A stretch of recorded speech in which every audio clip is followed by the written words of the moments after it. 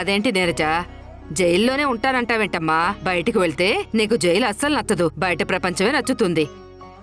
అప్పుడు మమ్మల్ని అందరినీ మర్చిపోతావు తెలుసా? మా మాట విని, ఆ అమ్మ చెప్పినట్టు విని బయటికి వెళ్ళమ్మా.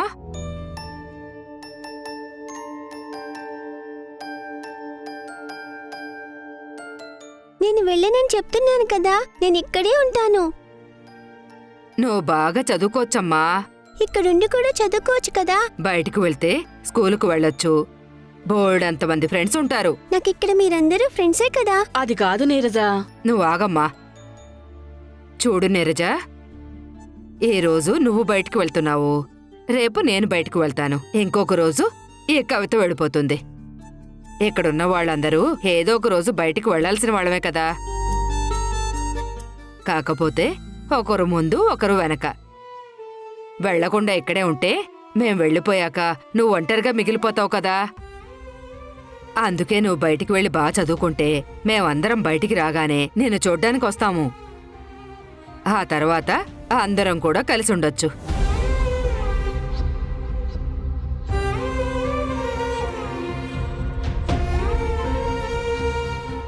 మీరందరూ ఎప్పుడు బయటకొస్తారు? మీ అందరూ బయటకొస్తే మాతో పాటే మా ఇంటి దగ్గరే ఉంటారా? అందరం మీ ఇంటి దగ్గరే ఉంటాం. నువ్వు పిలిస్తే పలికే అంత దూరంలోనే ఉంటాం. నిజమా? నేనెప్పుడన్నా అబద్ధం చెప్పానా? లేదు పెద్దమ్మా, నువ్వు చాలా మంచిదానివి. నువ్వెప్పుడూ అబద్ధాలు చెప్పవు. అదే అందుకే కదా చెప్తున్నాను. నువ్వు అమ్మ మాట విని ఈ రోజు బయటికి వెళ్ళాలి, సరేనా? సరే. యశోదా, యశోదా, మీరీరోజు జైలు నుంచి విడుదలవుతున్నారని కనకం మేడం గారి కేక్ పంపించారు. మేడం రాలేదా? నీకు చెప్పారంట కదా తను రానని, అందుకని నాతో కేక్ పంపించారు. తీసుకోమ్మా.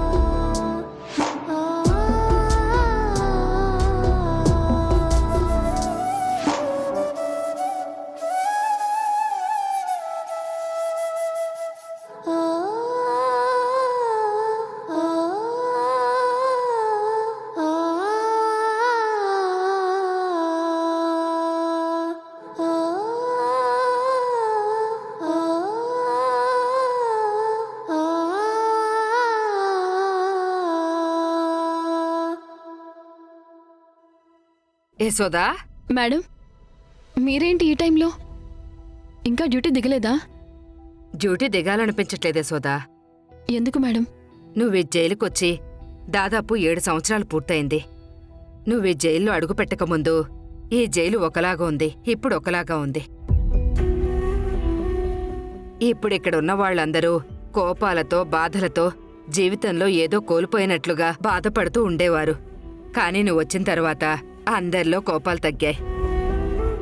ఇక్కడున్న వాళ్ళందరూ ఒకరికొకరు సహాయం చేసుకుంటూ ఒకరి కోసం ఒకరు అన్నట్టుగా బతుకుతున్నారు. దానికి కారణం నువ్వేనమ్మా. చాలా మంచిదానివి, ఎలాంటి స్వార్థం లేనిదానివి. నీలాంటి అమ్మాయికి బయట ప్రపంచంలో బ్రతకడం చాలా కష్టంగా ఉంటుంది సోదా.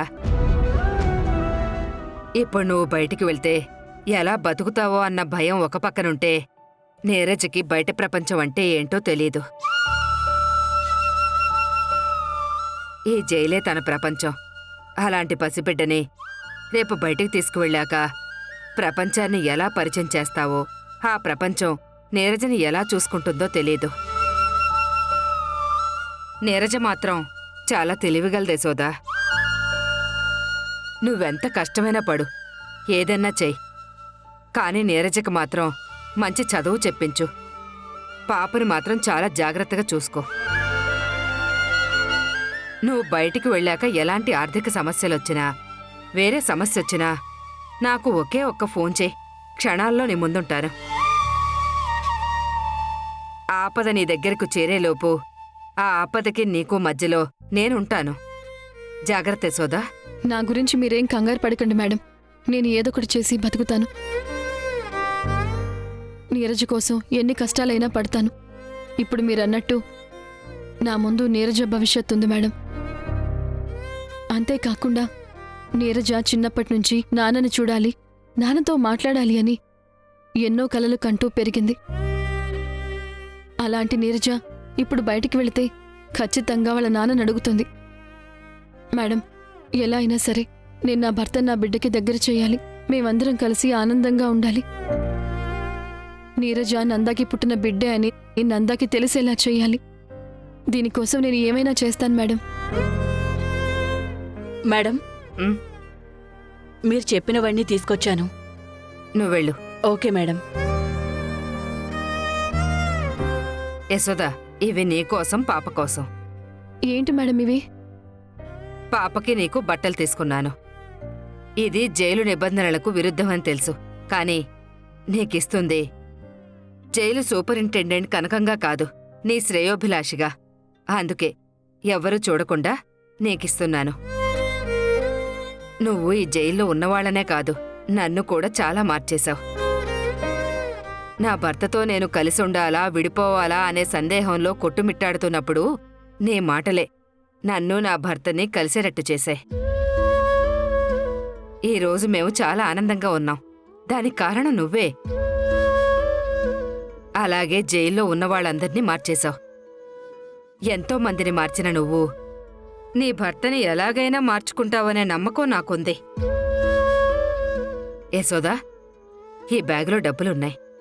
Madam, డబ్బులెందుకు madam? ఇవి నా డబ్బులు కాదే సోదా. నువ్విన్ని సంవత్సరాలుగా నువ్వు జైల్లో ఉండి కుట్టు మిషన్ కుట్టి సంపాదించిన డబ్బులు. అందులో ఒక్క రూపాయి కూడా నాది లేదు. నీకు ఆత్మాభిమానం ఎక్కువని తెలుసు. అందుకే నీకు డబ్బులిచ్చే సాహసం చేయలేను. జాగ్రత్త యశోదా, నేను వెళ్ళొస్తాను. నువ్వు వెళ్ళేటప్పుడు ఉండాలని ఉన్నా, కానీ నువ్వు వెళ్ళేటప్పుడు నేను డ్యూటీలో ఉంటే నా వల్ల కాదు. అందుకే నేను రేపొద్దున ఉండను. నువ్వు వెళ్ళిపోయాక తిరిగి డ్యూటీలోకి వస్తాను. మేడం, మీరు చాలా మంచివాళ్ళు. మీ రుణం ఎలా తీర్చుకోవాలో నాకు అర్థం కావడం లేదు. యశోదా, ఇంకా నేనే నీకు రుణపడి ఉండాలి. జాగ్రత్త యశోదా, పాప జాగ్రత్త. అలాగే మేడం, థ్యాంక్ యూ.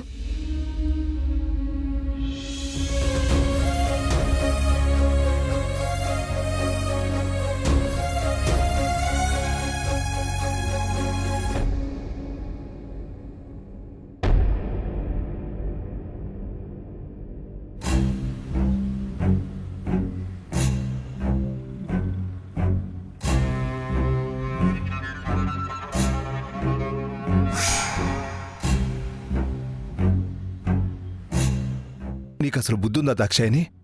నిజంగా నీకు బుద్ధి అనేది ఉండుంటే ఈరోజు అందరి ముందు నవమిని ఇంటి కోడలుగా చేసుకుంటానని నువ్వు చెప్పేదానివి కాదు. నవమిని ఇంటి కోడలుగా తీసుకురావాలని నువ్వు కలలు కంటున్నావేమో, అది మాత్రం జరగదు. జరగనివ్వను. ఈ ఇంటి కోడలు ఎప్పటికీ యశోదే, అది మాత్రం గుర్తుపెట్టుకో దాక్షాయిని. అసలేంటి? మాటకు ముందు యశోద, మాటకు తర్వాత యశోద, యశోద యశోద యశోద. అది ఇంటి కోసం కానీ నా కొడుకు కోసం కానీ ఏం చేసింది? ఏం చేసింది చెప్పండి. ఎవడితోనో కన్న బిడ్డ కోసం ప్రాణానికి ప్రాణంగా ప్రేమించిన నా బిడ్డను వదులుకుని అది ఈ ఇంటి నుంచి వెళ్ళిపోయింది. అంతేకాదు, అదొక పెద్ద అబద్ధాలు కోరు. ఊర్మిళని హత్య చేసి జైల్లో ఉంది. ఈ ఇంటి పరువుని ఎన్ని రకాలుగా తీయాలో అన్ని రకాలుగా తీసి పారేసింది. అయినా సరే మీరింకా దాన్నే వెనకేసుకొస్తున్నారు. అసలు ఏ కారణంతో నా కొడుకు ఇంకా దాన్ని భార్యగా అంగీకరించాలి చెప్పండి. యశోద నీ కొడుకు కోసం ఏం చేసిందా? గతం మర్చిపోయావా దాక్షాయిని?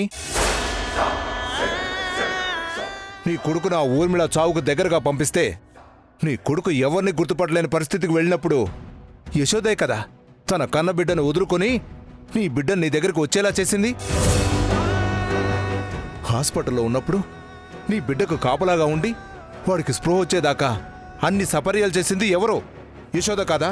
చెప్పు దాక్షాయని, చెప్పు. నేను చెప్తాను నాన్న. నీ ప్రశ్నకు సమాధానం నేను చెప్తాను. యశోద తన బిడ్డని కాదనుకొని నన్ను ఊర్మిళ దగ్గర నుంచి విడిపించడానికి ప్రయత్నించిందంటున్నావు కదా. అసలు నేను చావు బ్రతుకుల్లోకి వెళ్ళడానికి కారణం ఎవరు నాన్న?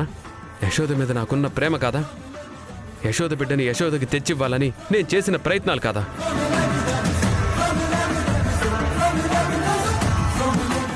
నేను యశోద కోసం ఇంత చేసి నా ప్రాణాలకు తెగించి తన బిడ్డని తనని కలపాలనుకున్నాను. అది నా ప్రేమ. కానీ యశోద ఏం చేసింది నాన్న? తను సుబ్బరాజుతో బిడ్డని కనిందనే విషయం నా దగ్గర దాచిపెట్టి ఆ బిడ్డ నాకు యశోదకి పుట్టిన బిడ్డ అని నన్ను నమ్మించాలని చూసింది.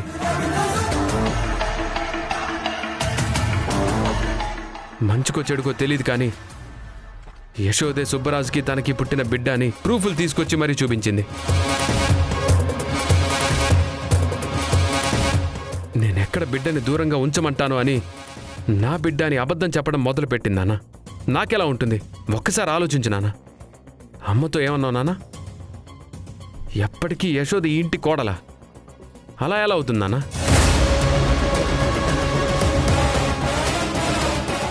భర్తగా నేను అంగీకరిస్తేనే కదా ఈ ఇంటికి యశోద కోడలయ్యేది. యశోద తిరిగి రాగానే ఏలుకోవడానికి యశోద ఏ ఫంక్షన్కు వెళ్ళలేదు. చుట్టాలింటికి వెళ్ళలేదు నాన్న. మర్డర్ చేసింది. చట్టం తనకి శిక్ష వేసి జైల్లో కూర్చోబెట్టింది. యశోద నేనెంత ప్రాణానికి ప్రాణంగా ప్రేమించానో నాన్న. అలాంటి యశోద నన్ను మోసం చేస్తే నాకెలా ఉంటుంది? చచ్చిపోయింది నాన్న.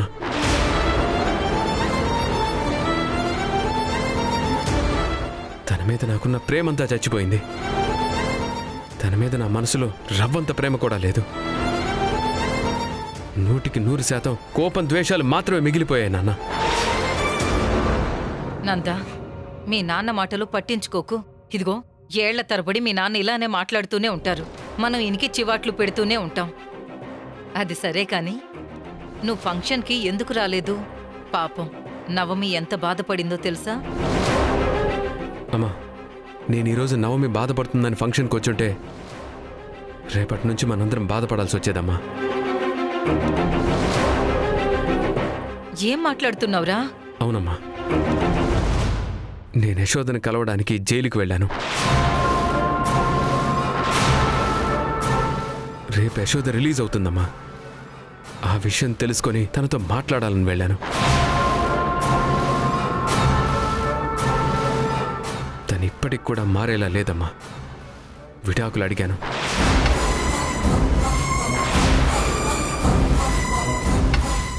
ఇవ్వనని కరాఖండిగా చెప్పేసింది.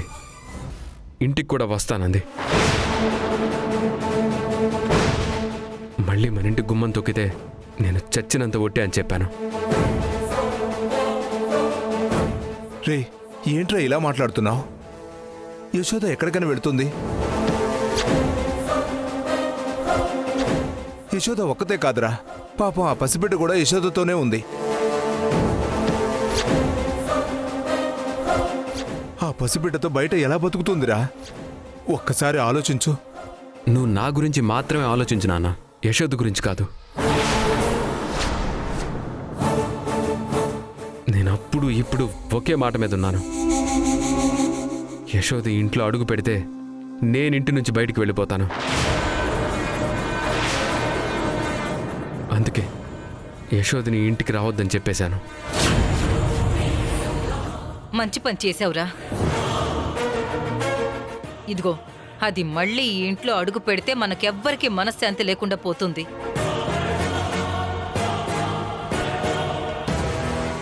విడాకుల కోసం ఆ యశోద చుట్టూ తిరగాల్సిన అవసరం నీకు లేదురా. అయినా ఎంతమంది ఈ రోజుల్లో 2 పెళ్లిళ్లు చేసుకుని హాయిగా బతకడం లేదు? ఇన్ని సంవత్సరాలు నువ్వు అది కలిసి లేరు కదా. అలాంటప్పుడు నువ్వు 2వ పెళ్లి చేసుకోవడానికి ఎలాంటి ఇబ్బంది ఉండదురా. కావాలంటే ఒకసారి మళ్ళీ లాయర్తో మాట్లాడతాను. ఏదో ఒక రకంగా నీకు నవమికి అతి త్వరలోనే పెళ్లి చేస్తాను.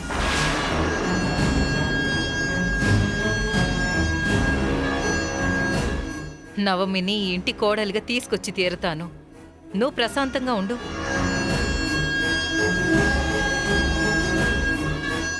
నువ్వు నేను అనుకున్నదే జరుగుతుంది కానీ ఇంకెవరు అనుకున్నది ఈ ఇంట్లో జరగదు.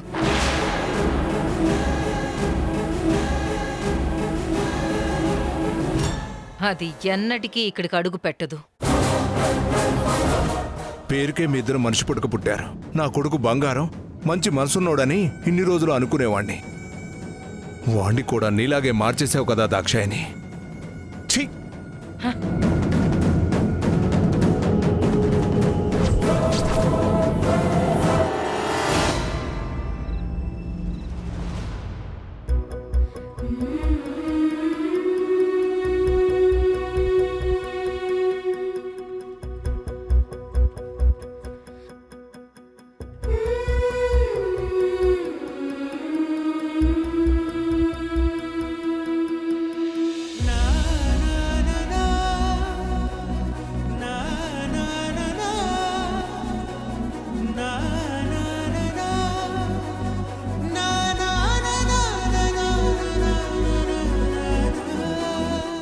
అమ్మా, మనం ఎక్కడికి వెళ్దాము? చెప్తాను పద.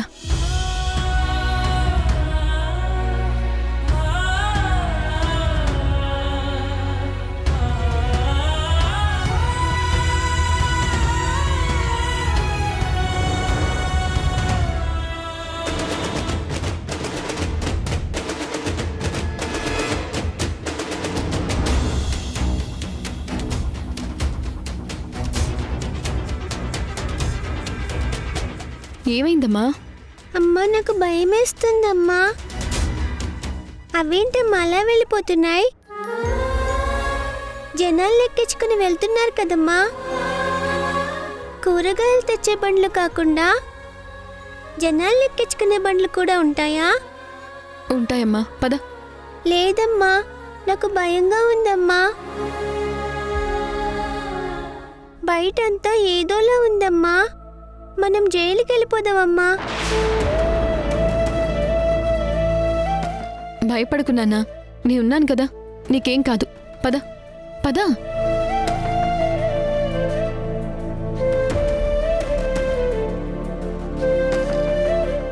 అమ్మా చూడు. అయ్యో, ఏం భయపడకమ్మా, నీ ఉన్నాను కదా, పద.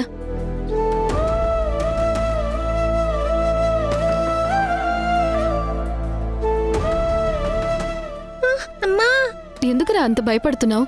ఏం కాదు, నేను ఉన్నాను కదా, పద.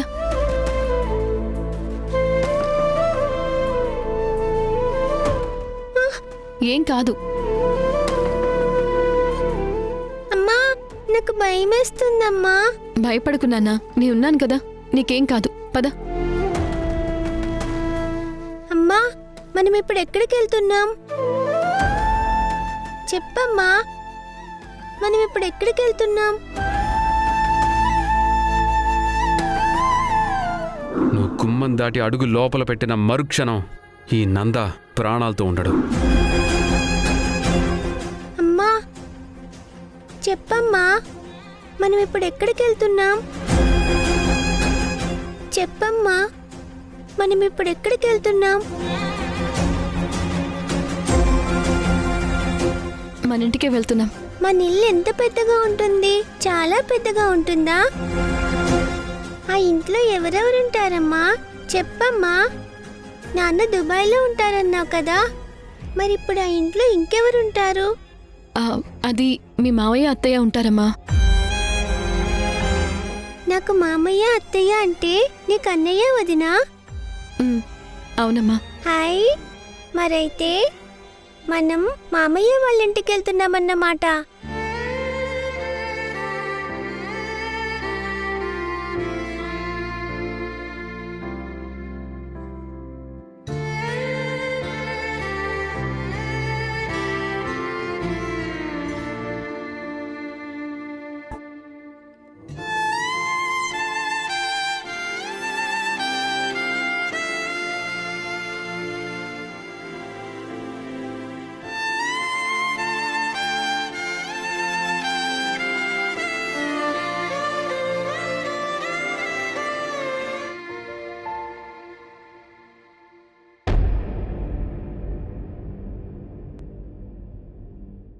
అమ్మా,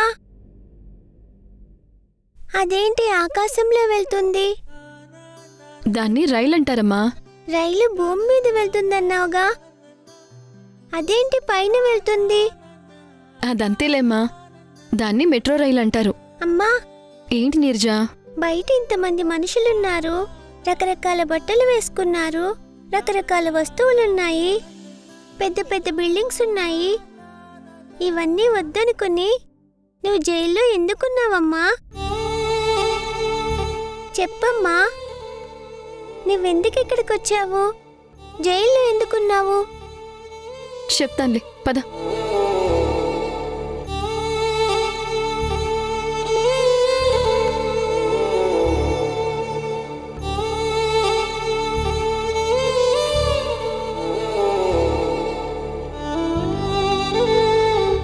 అమ్మా, ఏంటమ్మా? ఆ ఇల్లేంటమ్మా అంత పెద్దగా ఉంది? మనకి ఎలాంటి ప్రాబ్లం లేకుండా పెళ్లి జరగాలంటే మనకి కావాల్సింది లాయర్ కాదు, క్రిమినల్ లాయర్. నువ్వు వద్దనుకుని వెళ్ళిపోయినప్పుడు నీకు డివోర్స్ ఇవ్వొచ్చు కదా, కానీ ఇవ్వటం లేదంటే తాను అనుభవించినట్టు నువ్వు కూడా ఒంటరితనాన్ని అనుభవించాలని చాలా బాగా ప్లాన్ చేసింది.